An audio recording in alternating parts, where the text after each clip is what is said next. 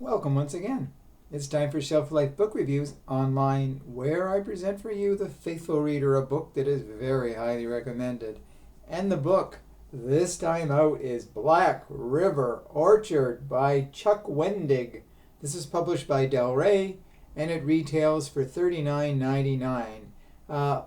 Black River Orchid might do for apples what Stephen King's Cujo did for dogs, and Stephen King's book Christine did for cars.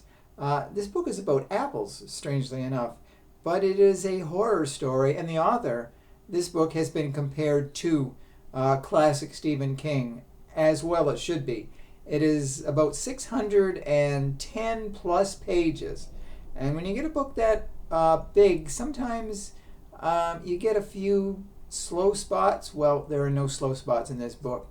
It is unnerving tension and terror every step of the way. The book revolves around Harrow, Pennsylvania. It's a small community, and Dan Paxson, the family has been in the apple business for quite some time, and it hasn't really done well lately. But he makes a promise to his daughter Calla Paxson that he's going to start apples again, and he wants to get a new type of apple. So 7 trees are planted, and it's not long before they are bearing fruit. And he wants Calla to pick a name for the apple because they're a new kind of apple no one has ever seen, and she calls them Ruby Slippers.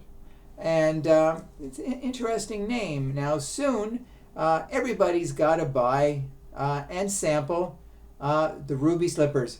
And it's not long before something strange starts happening in town, that people are not themselves. There are other characters in the book, like Meg and Emily, who are 2 lovers for life.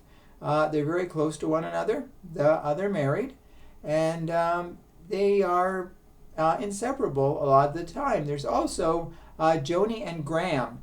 They're a couple who rent a sort of, I don't know whether you call it a mansion or a hotel, motel, for those who are into sadistic sex play. So it's a lot of interesting characters in the book. But also coming to town is John Compass. He's an ex-soldier, and he's looking for someone from his past. And he happens to step on a skull in a body of water, and it's possibly the person he came looking for. Obviously the person is dead because it's a skull in the water. And he starts to look for, well, he sort of turns evil too. So evil is just festering, and it's all goes back to the trees, the orchard. Something evil is festering under the orchard in the roots, and it's spreading out, and it's affecting this town like never before. Friends become enemies, and it's almost survival of the fittest.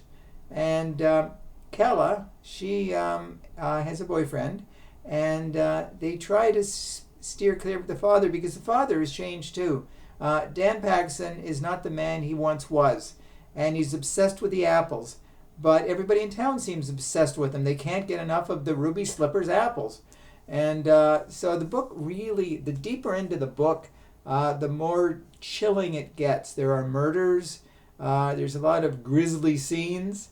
And Chuck Wendig has really done an exceptional job of writing, you could call it a classic gothic horror tale, because it just gets more chilling page by page by page.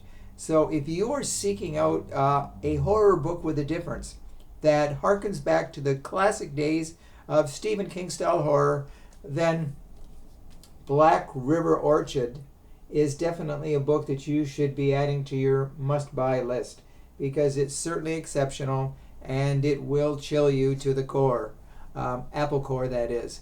So if you go out and buy an apple, make sure it's not a ruby slipper, because this is the core of the problem right here. So thank you for watching the video. If you do purchase the book, please let me know if you do agree with my review. So until we meet again, and we will, stay safe, stay sane, stay in touch, and watch those apples, okay? Bye for now.